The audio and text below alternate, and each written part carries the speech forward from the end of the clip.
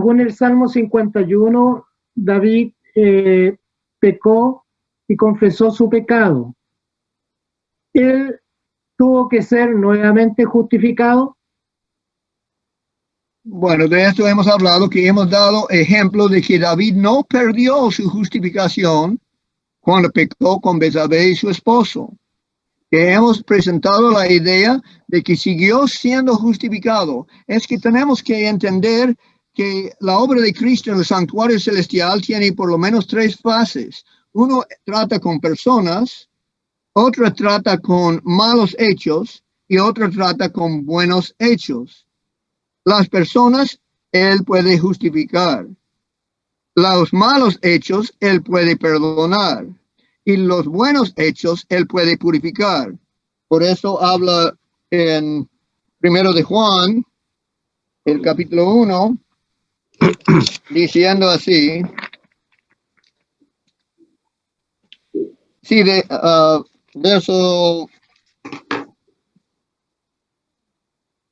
9, si confesamos nuestros pecados, Él es fiel y justo para perdonar nuestros pecados y limpiarnos de toda maldad. Así que estamos presentando la idea que David no perdió la justificación cuando duró 9 meses sin confesar su pecado. Sí, le faltaba perdón, pero no justificación. Muy bien. La segunda pregunta, hermano. ¿Qué pasa si el creyente cae en pecado, pero rechaza la voz del Espíritu Santo que lo invita al arrepentimiento y no confiesa su pecado? Bueno, de esto hemos hablado, ¿no? Que el pecado contra el Espíritu Santo no es que rechazar al Espíritu Santo en varias instancias, ¿no? Sino es el rechazo final cuando ya no hay entrada de la voz del Espíritu Santo. Entonces todos muchas veces rechazamos el Espíritu Santo, pero el pueblo de Israel, dice Esteban en su sermón, que han resistido el Espíritu Santo y entonces les fueron quitados su posición de pueblo especial ante Dios, ¿no? El que no confiesa su pecado comienza a endurecer su corazón, no completamente. Poco a poco los pecados no confesados se van endureciendo al corazón hasta que llegue el ataque cardíaco, ¿no? Del corazón, ¿no? Pero uno debe confesar sus pecados, pero hemos distinguido entre la justificación y el perdón de pecados, que son 2 obras que Cristo hace en el santuario celestial. Y nuestra persona es aceptada por fe sola. Si dejas de creer en Cristo, ya vas a perder la justificación, porque la justificación es por fe sola. Por eso dice en Hebreos capítulo 3, podemos leer, y esto también toca el estudio que daremos en el próximo lunes, en cuanto a el estudio del lunes venidero será sobre la naturaleza presente y continua de la justificación. Y vamos a poner las pruebas bíblicas que la justificación es una cosa diaria y continua. Pero dice en Hebreos 3, los versos, vamos a leer el verso 6 nomás. Pero Cristo como hijo sobre su casa, la cual casa somos nosotros. Está hablando de ser hijo de Dios, de ser parte de la casa de Dios.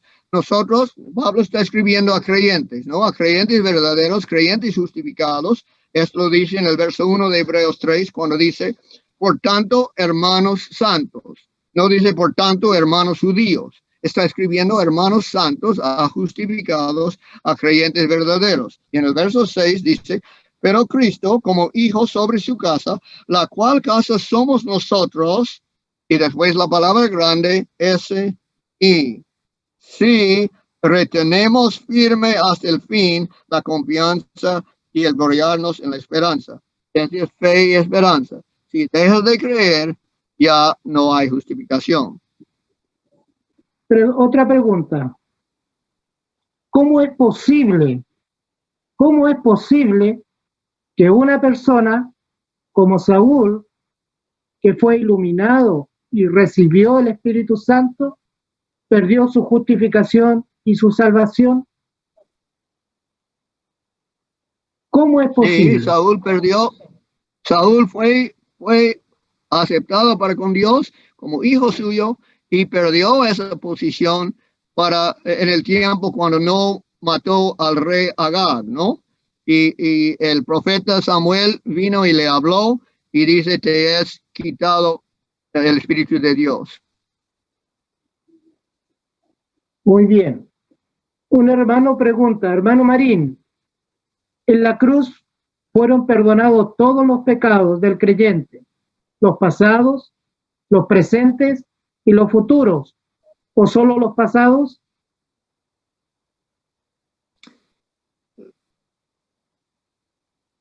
Dice la Escritura, Dios cargó sobre él los pecados nuestros.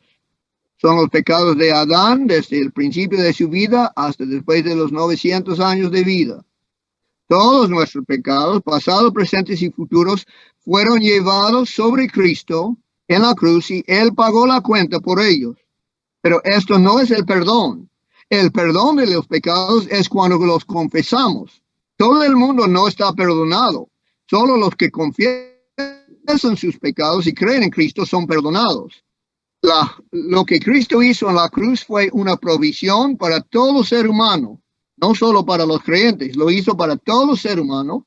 Esto es claro en la Biblia, que fue una expiación completa, dice en Isaías 53, verso 6. Todos nosotros nos descarriamos como ovejas. ¿Cuántos de nosotros? Todos.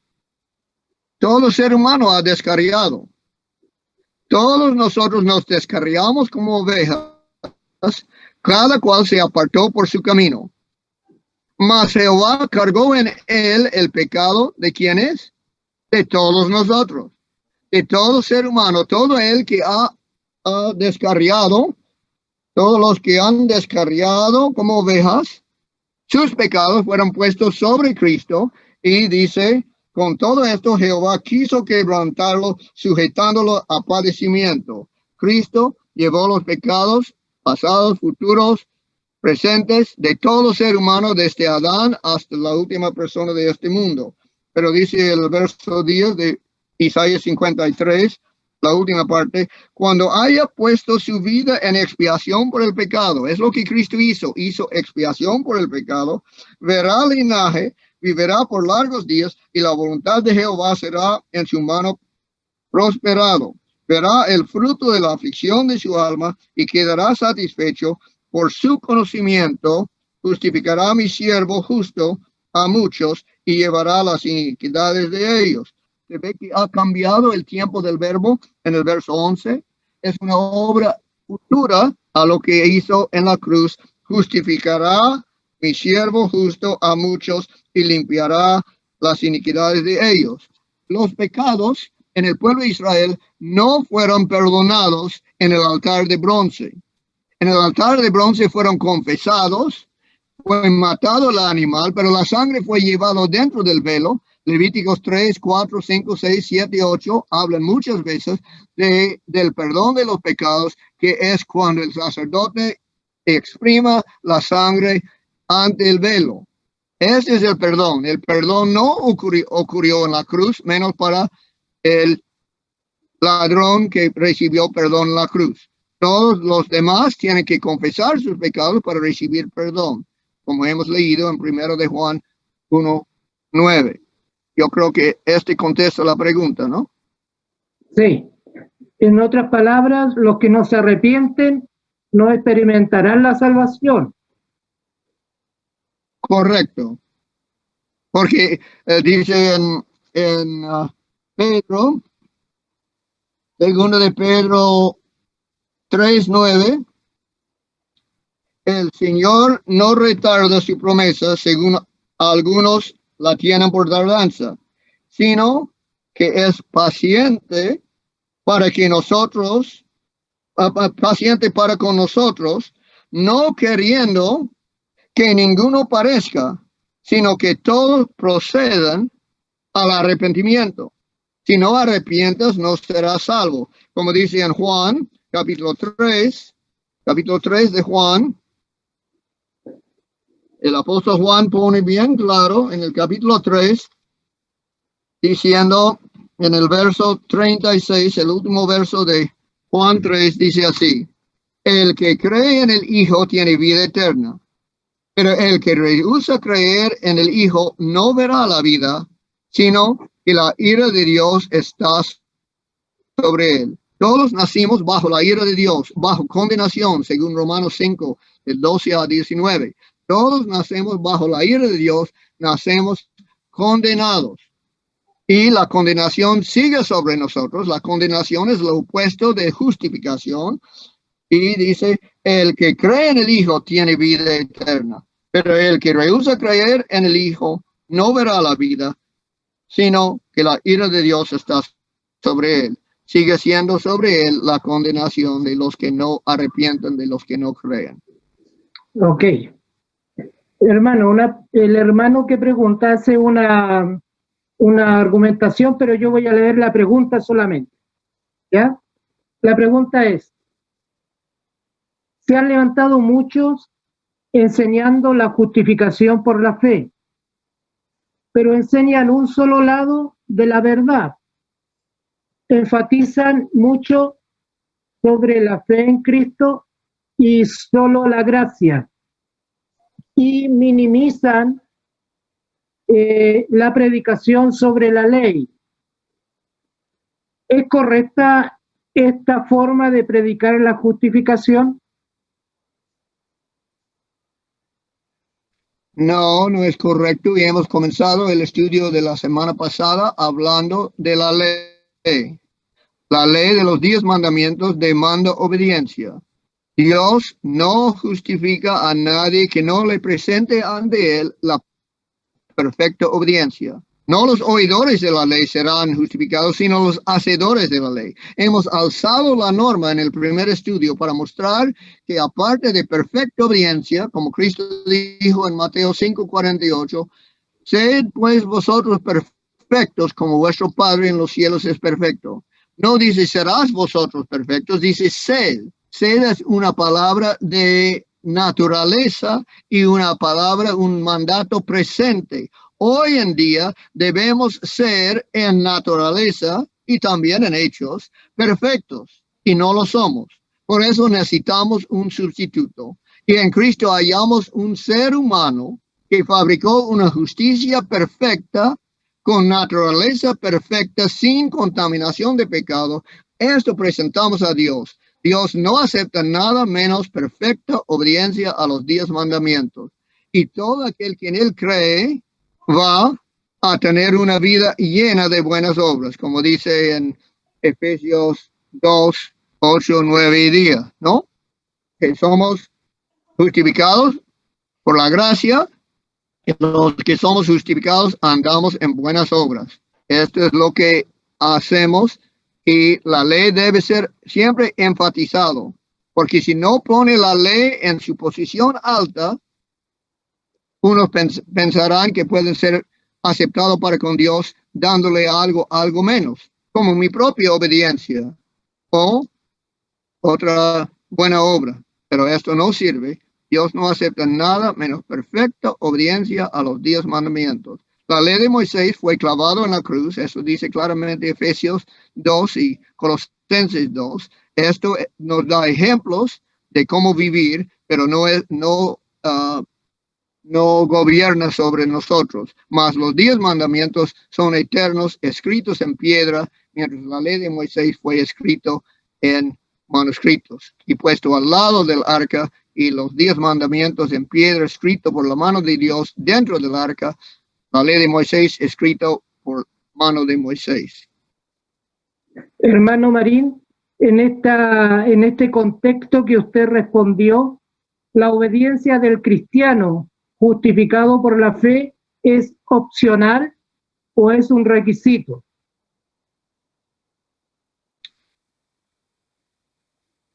La obediencia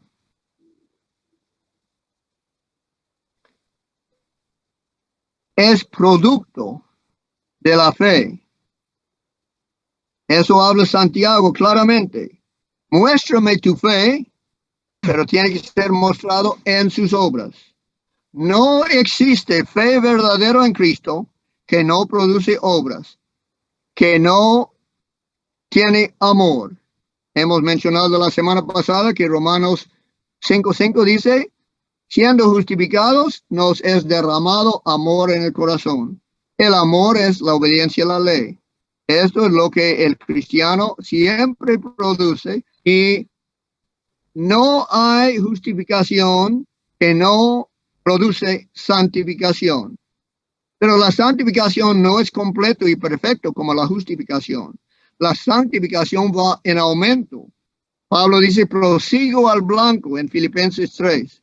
Y no es que he alcanzado, ¿no? Así que proseguimos en la santificación y es una obra, como dice 2 de Corintios 7:1, en lo cual participamos. Y como dice en 1 de Juan 3, 1 al 3, que nosotros nos dedicamos a purificarnos a nosotros mismos. La santificación no es por fe sola, la santificación no es por el Espíritu Santo solo, es cooperación entre Dios y el hombre, entre el Espíritu Santo y el creyente.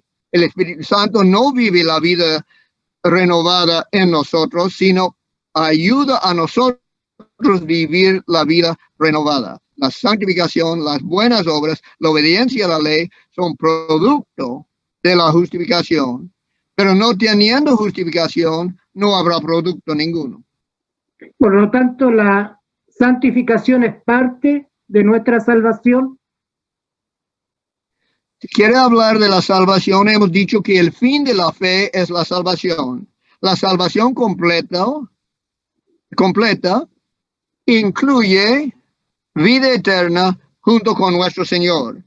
Incluye santificación, incluye justificación, incluye glorificación, incluye todo, la salvación, ¿no?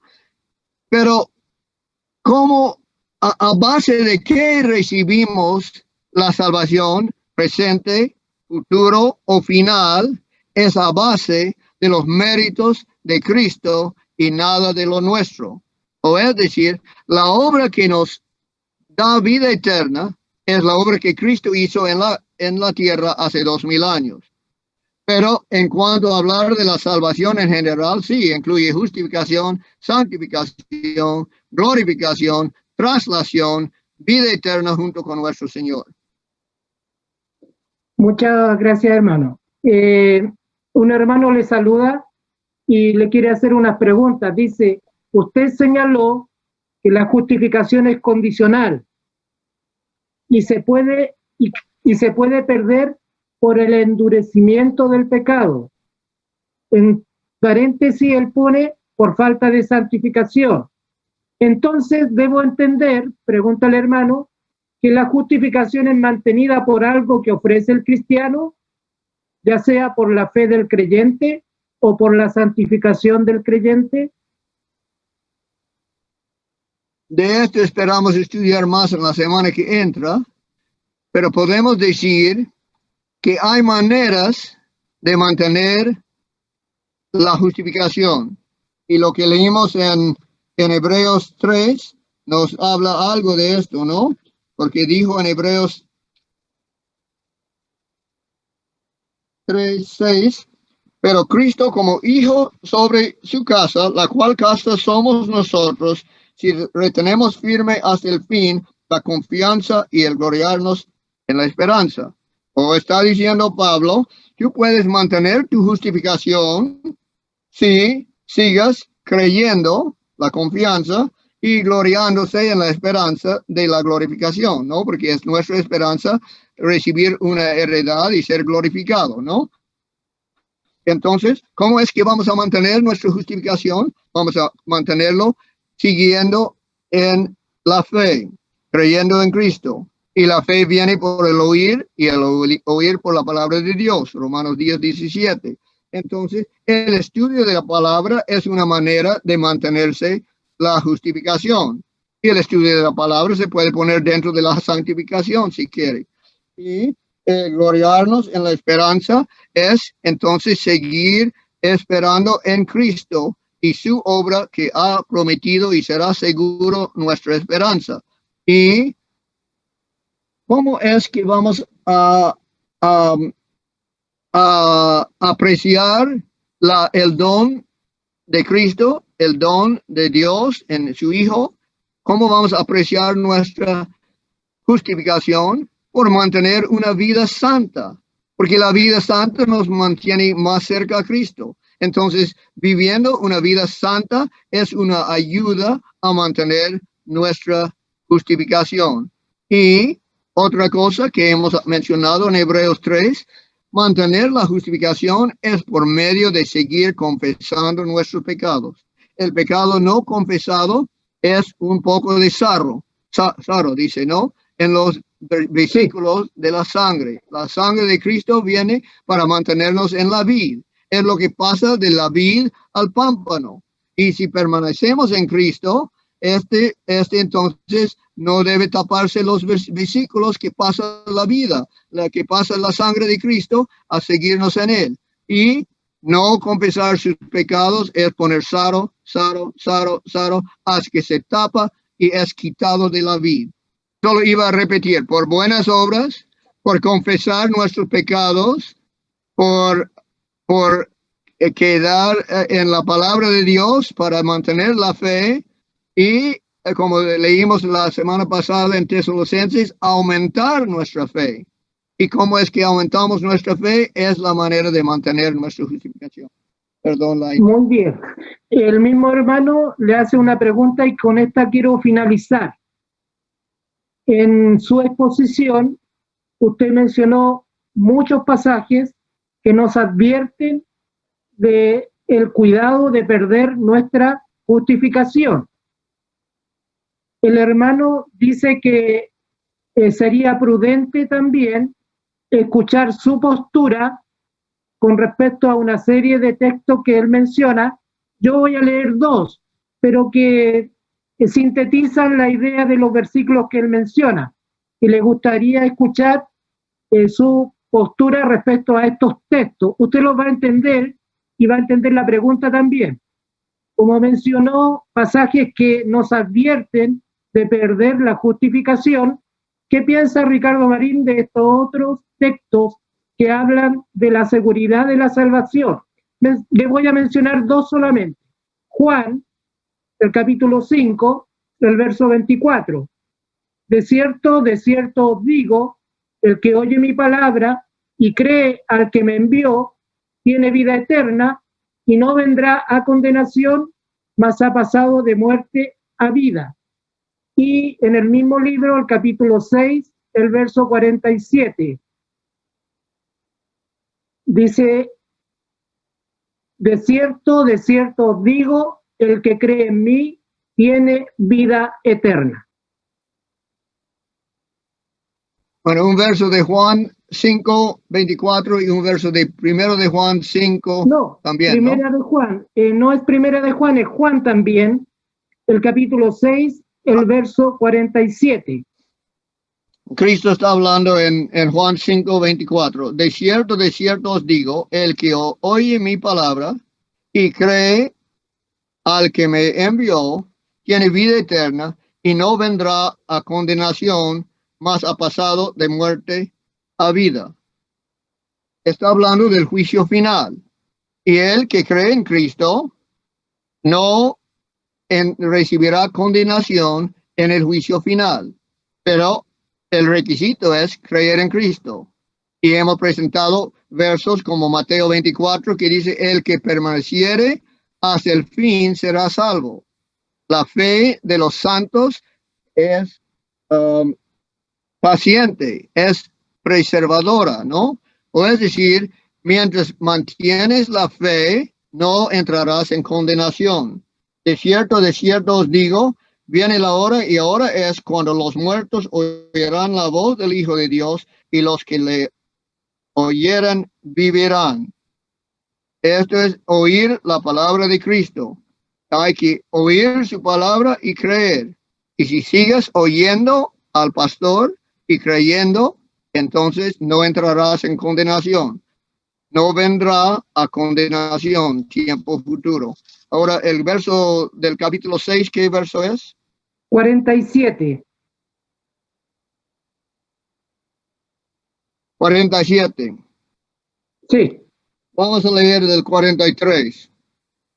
Jesús respondió y les dijo, no murmuréis entre vosotros. Ninguno puede venir a mí si el Padre que me envió no le trajere. Y yo le resucitaré en el día postrero.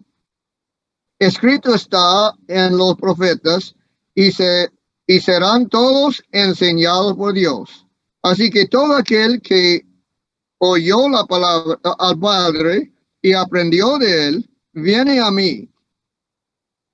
No que alguno haya visto al Padre, sino aquel que vino de Dios, este ha visto al Padre. De cierto os digo, el que cree en mí tiene vida eterna. Yo soy el pan de vida. Vuestros padres comieron el pan en el desierto y murieron.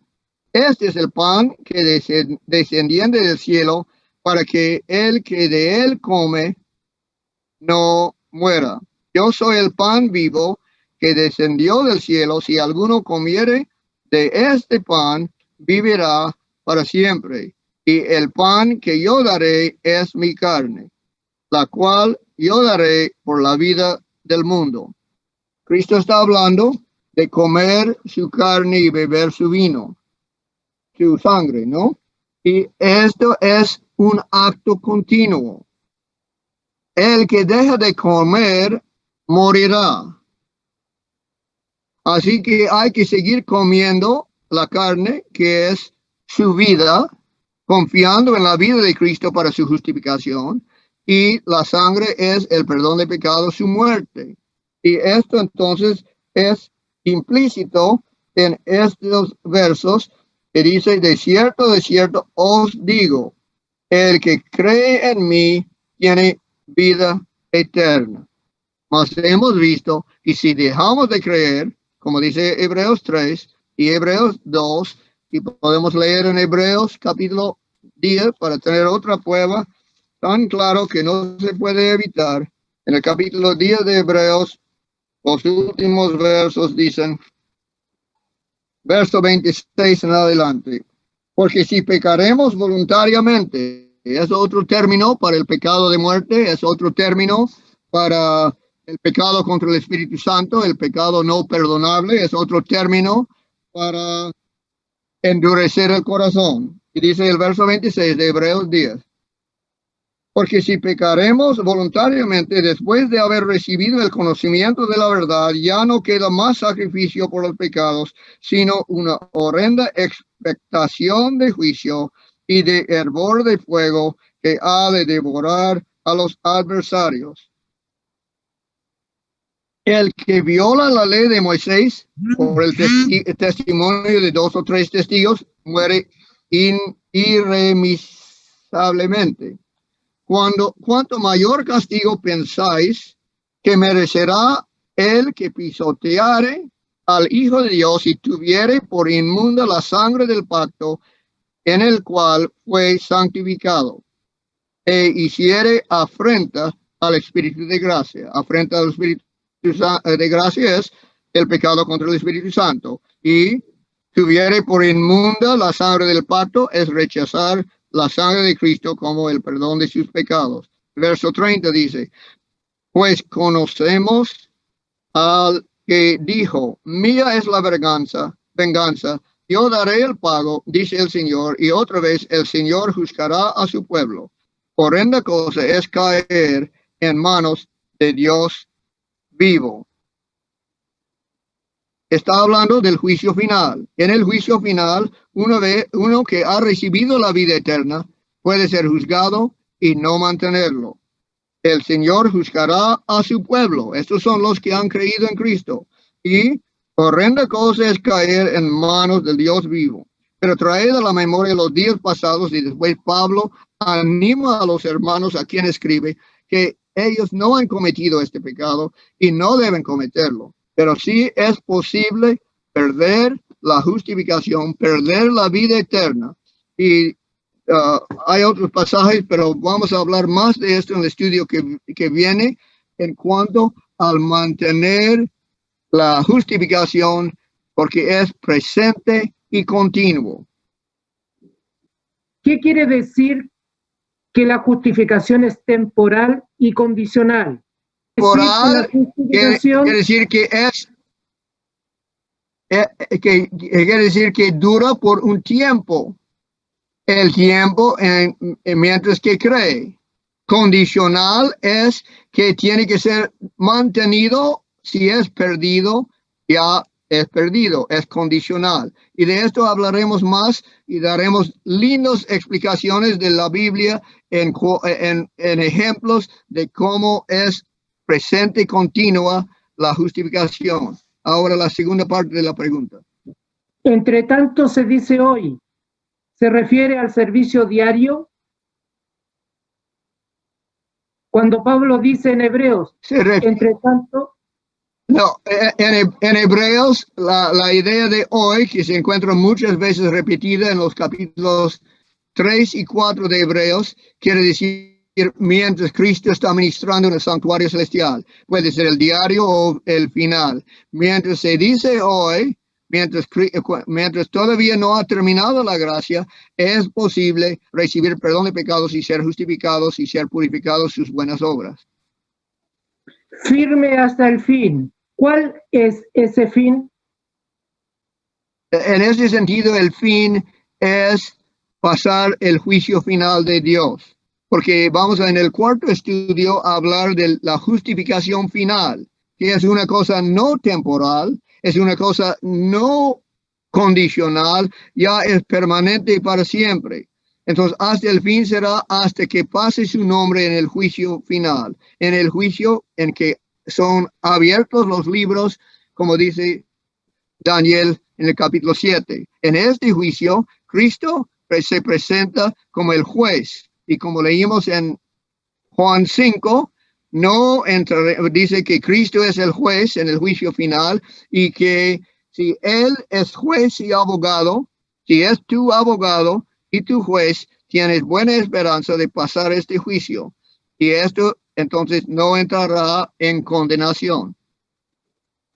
Y la última parte de la pregunta del hermano, ¿cómo sé que he cometido el pecado de muerte o no he cometido el pecado de muerte?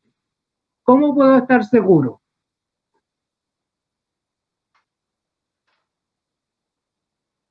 Si te preocupa, no los has cometido.